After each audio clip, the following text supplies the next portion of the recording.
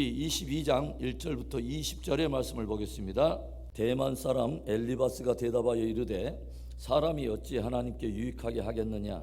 지혜로운 자도 자기에게 유익할 따름이니라.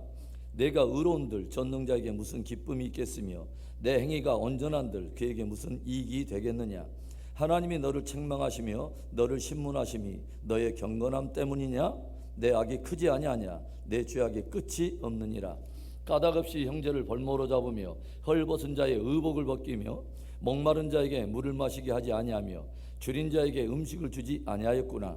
권세 있는 자는 토지를 얻고 존귀한 자는 거기에서 사는구나. 너는 과부를 빈손으로 돌려보내며 고아의 팔을 꺾는구나.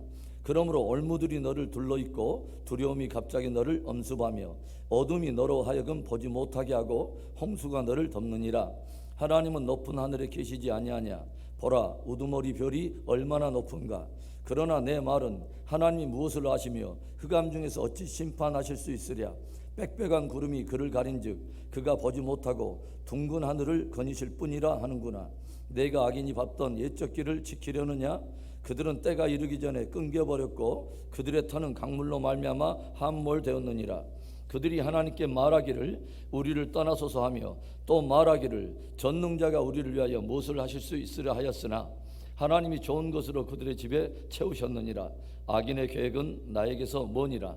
의인은 보고 기뻐하고 죄 없는 자는 그들을 비웃기를 우리의 원수가 망하였고 그들의 남은 것을 불이 삼켰느니라 하리라. 우리들이 진실로 누군가에게 충고하거나 권면을 하려면은 매우 신중해야 합니다. 누군가 어려움을 당하고 그릇된 길을 걷고 있을 때 누군가를 바르게 이끌어주고 또 바로 세워주려고 하는 마음은 귀한 것이지만 마치 나만 그 정확한 답을 가지고 있는 것처럼 함부로 속단하거나 상대를 몰아붙여서 내게 굴복시키려고 하는 은밀한 유혹을 우리는 경계해야 합니다. 10자녀를 잃고 가진 모든 소유를 약탈을 당하고 몸에 역창까지 나서 큰 고통을 당하고 있는 욥에게 멀리서부터 달려온 친구들의 충고와 권면은 오히려 욥에게 깊은 상처를 남깁니다. 위로와 회복이 필요한 욥에게 오히려 더 깊은 절망과 그리고 아픔을 남기게 되죠. 오늘 욥에게 권면하고 또 충고하고 있는 이 엘리바스의 모습을 통해서 우리가 진실로 참된 권면을 위해서 경계해야 될 것은 무엇일까요? 첫째로는 섣부른 정죄와 비난의 태도를 내려놓아야 합니다. 4절과 5절의 말씀을 봅니다. 하나님이여 너를 책망하시며 너를 신문하심이 너의 경건함 때문이냐? 내 악이 크지 아니하냐? 내 죄악이 끝이 없느니라. 욥기의 내용을 쭉 살펴보면요, 이 엘리바스는 처음에는 욥에게 점잖게 훈계하면서 회개할 것을 권면하는데 욥이 그의 권면을 받아들이지 않자 두 번째 발언에서는 격앙된 말투로 무엇을 말하냐면 악인의 심판 이야기를 욥이 당한 상황과 연결해서 말하면서 악인에 대한 저주를 선언합니다. 그리고 오늘 본문의 엘리바스의 세 번째 발언을 보면 이제는 욥을 아예 죄인으로 확정하면서 그를 정죄하는 것을 우리가 바라보게 된다고 하는 것입니다. 네가 진실로 경건하다면 하나님께서 너를 책망하실 리가 없다고 하는 것이죠. 네가 그렇게 경건하다면 하나님께서 너를 이렇게 신문하실 리가 없다고 하는 것입니다. 다 너의 악이 크고 내 죄악이 끝이었기 때문에 너를 오늘에 이르게 하신 것이 아니냐라고 욥에게 비난을 쏟아냅니다. 오늘 우리는 욥을 대하는 엘리바스의 깊은 내면에 정죄와 비난의 태도가 깔려있고 대놓고 비아냥거리는 잘못된 교만이 자리하고 있다는 것을 우리는 엿보게 됩니다. 3절의 말씀을 보겠습니다. 네가 의로운들 전능자에게 무슨 기쁨이 있겠으며 너의 행위가 온전한들 그에게 무슨 이익이 되겠느냐. 욥, 네가 하나님 앞에 의를 지켰노라고 나름 주장하고 있지만 너의 작은 의로움 따위가 전능하신 하나님 앞에 무슨 기쁨이 되며 너의 온전하다고 하는 행위가 하나님 앞에 무슨 이익이 되겠느냐라고 말을 해요. 극한 고난과 시련으로 고통을 당하고 있는 이 친구에게 이 엘리바스의 말이 너무 잔인하다고 생각하지 않습니까? 누군가를 향한 섣부른 이 정죄와 비난이 얼마나 위험할 수 있는가, 얼마나 잔인할 수 있는가를 생각하면서 우리는 이런 태도를 경계해야 하는 것입니다. 여러분, 과연 욥의 의로움이 하나님께는 아무런 기쁨이 되지 못할까요? 우리들이 하나님 앞에 믿음을 지키고 또 우리가 하는 믿음의 행위가 정말 하나님 앞에는 아무런 유익이 없을까요? 우리가 욥기 서두에서 본 장면이 무엇입니까? 하나님께서 동방 땅에서 믿음을 지키고 의를 지키는 이 욥에 대해서 하늘의 천사들뿐만 아니라 이 악한 사단 앞에서까지 욥의 의를 즐거워하며 인정하며 그를 또 칭찬해 주지 않습니까? 그러니까 지금 엘리바스는 자기의 섣부른 이 정죄로 하나님께서 의롭다는 욥에 대해서 정죄하고 비난하면서 스스로는 정작 의롭다고 그렇게 착각하고 있는 것입니다. 우리들이 누군가를 향해서 진실로 충고와 또 권면을 하려고 한다면 먼저는 우리 안에 섣부른 정죄와 비난의 태도를 먼저 내려놓아야 하는 것입니다. 영혼을 향해서 진실로 하나님이 가지고 있는 하나님의 마음을 우리가 구하고 진실로 그 영혼이 회복되도록 우리는 사랑의 권면을 해야 할 줄로 믿습니다. 오늘 욥에게 권면하고 또 충고하는 엘리바스의 모습을 통해서 정말 우리들이 참된 권면을 위해 경계할 것이 또 무엇이 있을까요? 두 번째는 자기 추측에 대한 지나친 확신을 우리는 경계해야 합니다. 욥이 현재적으로 당하고 있는 이 상황만을 보고서 욥을 악인으로 단정하고 그의 죄악이 끝이 없다고 판단하고 있는 이 엘리바스가 오늘 욥을 향해서 쏟아놓는 이 그의 이야기를 한번 들어보세요. 6절부터 9절의 말씀. 까닭없이 형제를 볼모로 잡으며 헐벗은 자의 의복을 벗기며 목마른 자에게 물을 마시게 하지 아니하며 줄인 자에게 음식을 주지 아니하였구나. 권세 있는 자는 토지를 얻고 존귀한 자는 거기서 사는구나. 너는 과부를 빈손으로 돌려보내며 고아의 팔을 꺾는구나. 이미 욥을 죄인으로 정죄하고 악으로 판단한 엘리바스는 자신이 직접 보지도 않았고 직접 경험해보지도 않은 욥의 생활을 자기의 마음대로 추측하며 쏟아냅니다. 네가 오늘 당하고 있는 이 재앙을 보면 너는 분명히 형제를 볼모로 잡고 헐벗은 자의 의복을 벗기는 악을 행하였음에 틀림없다고 하는 거죠.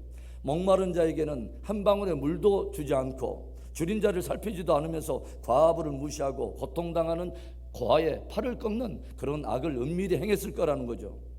우리들이 엉뚱하게 누군가를 정죄하게 되고 그것으로 결론을 내리게 되면요, 내가 직접 보지도 않고 경험해 보지도 않는 그 사람의 삶을 악한 것으로 재구성하여 추측함으로 그 사람의 삶을 왜곡하여 깊은 상처를 입힐 수 있게 된다고 하는 것을 우리는 늘 유념해야 합니다. 욥이 탄식하며 고백하고 있는 것이 뭐예요? 욥은 오히려 가난한 자를 돌보고 아무도 눈길 하나 주지 않은 고아들을 돌보았다는 것입니다. 욥기 29장 15절부터 17절에 욥은 이런 고백을 들려주고 있어요. 나는 맹인의 눈도 되고 다리 저는 사람의 발도 되고 빈궁한 자의 아버지도 되며 내가 모르는 사람의 송사를 돌보아 주었으며 불의한 자의 턱뼈를 부수고 노획한 물건을 그 입에서 빼내었느니라. 엘리바스의 엉뚱한 추측과는 달리 욥은 정작 가난한 자를 돌보았고 연약한 자를 섬겼다고 하는 거죠. 억울한 자의 송사를 돌아보고서 오히려 그들에게서 빼앗긴, 그들에게서 무엇인가를 착취한 불의한 자를 오히려 송사함으로 그들에게서, 억울한 자에게서 약탈했던 것을 다시 되찾아 돌려주었다고 하는 것입니다. 또 엘리바스가 착각하면서 오판하고 있는 것이 무엇입니까? 13절과 14절의 말씀. 그러나 너의 말은 하나님이 무엇을 아시며 흑암 중에서 어찌 심판하실 수 있으랴. 빽빽한 구름이 그를 가린즉 그가 보지 못하시고 둥근 하늘을 거니실 뿐이라 하는구나. 엘리바스는 욥이 고난 가운데 하나님을 향해서 하나님이여 어찌하여 나의 고난에 침묵하십니까? 라고 쏟아내는 탄식을 듣고서 욥을 비난하는 것입니다. 욥, 너의 말만 들으면 하나님께서는 저 흑암 중에 계시며 피안의 세계에 거하시면서 그저 둥근 하늘을 거니실 뿐 인생들이 당하는 일에는 관심도 두지 않고 인생들이 다시는 그런 행하는 일을 전혀 돌보지 않는다고 너는 말하고 있는 것 같구나. 그렇게 비아냥거리는 것입니다. 그러나 엘리바스의 말과는 달리 욥은 정작 주권자이신 하나님께서 오늘도 살아계시고 분명히 나의 모든 것을 보시고 아시기 때문에 더욱더 지금까지 의를 지켜왔노라 라고 욥은 항변하고 있는 것입니다. 우리는 엘리바스가 자기의 잘못된 추측에 대해서 지나친 확신을 가진 나머지 욥을 바르게 권면하거나 위로하지 못하고 오히려 깊은 상처를 남기는 것을 우리는 보게 돼요. 우리들은 내가 직접 보지 않고 경험하지 않는 누군가의 일을 함부로 추측해서는 안 됩니다. 누군가에게서 들은 말만으로 함부로 확신하며 그 풍문에 나의 부정적인 추측을 덧붙임으로 누군가에게 상처를 남기면 안 되는 것입니다. 진리와 사실에 근거한 것이 아닌 엉뚱한 자기 추측에 대한 확신을 경계하고 바르게 권면하여 진짜 사람을 세우고 살리는 지혜로운 저와 여러분이 되기를 축원합니다. 오늘 여백에 권면하고 충고하는 엘리바스의 모습을 통해서 정말 우리들이 참된 권면을 위해 경계할 마지막 세 번째거든. 셋째로 사랑과 긍휼이 없는 냉담한 모습을 경계해야 합니다. 욥을 향해서 처음에는 그렇게 점잖고 온유한 모습으로 시작한 그 엘리바스의 모습은 점점 차가운 심판자의 모습으로 변해버렸어요. 자신의 충고와 권면을 받아들이지 않는 욥을 보면서 더욱 분노하며 그를 죄인으로 몰아붙이는 우리는 심판자의 모습을 우리는 보게 됩니다. 15절과 16절의 말씀, 네가 악인이 밟던 옛적 길을 지키려느냐?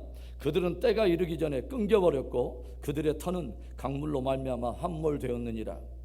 우리들이 지금까지 너에게 그렇게 충고하고 권면했건만 너는 이것을 받아들이지 않고 기꺼이 악인들이 걸었던 발자취를 가려고 하는 것이냐? 그 악인들은 네가 오늘 재앙을 당했던 것처럼 모두가 다 때가 이르기 전에 이미 끊겨버렸고 그들의 터는 강물로 말미암아 함몰되었느니라.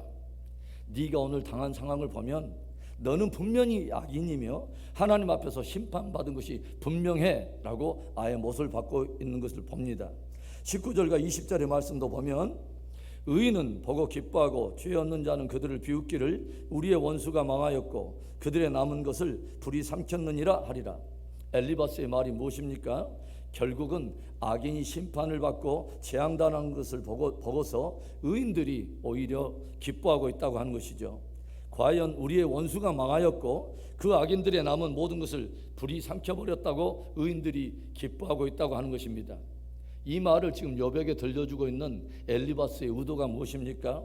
욥, 네가 당한 일을, 그 재앙을 보고서 너에게 당했던 사람들이 이제는 너의 당하는 재앙과 심판을 보고 즐거워하고 있다는 것입니다.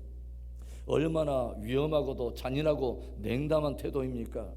엘리바스의 말과 그의 태도 안에 일말의 사랑도 일말의 긍휼도 찾아볼 수 없는 심판자의 모습만 보인다는 거죠.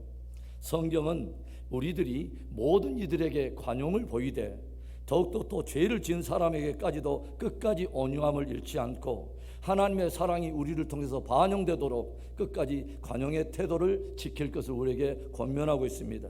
사랑하는 성도 여러분, 우리들이 누군가를 향해서 권면하려고 하는 그 동기의 밑바닥에는 그 사람에 대한 심판과 파괴가 목적이 아니라 그 사람의 회복이 목적이어야 합니다. 그렇다면 우리는 먼저는 정죄와 비난의 태도를 내려놓아야 하는 것입니다.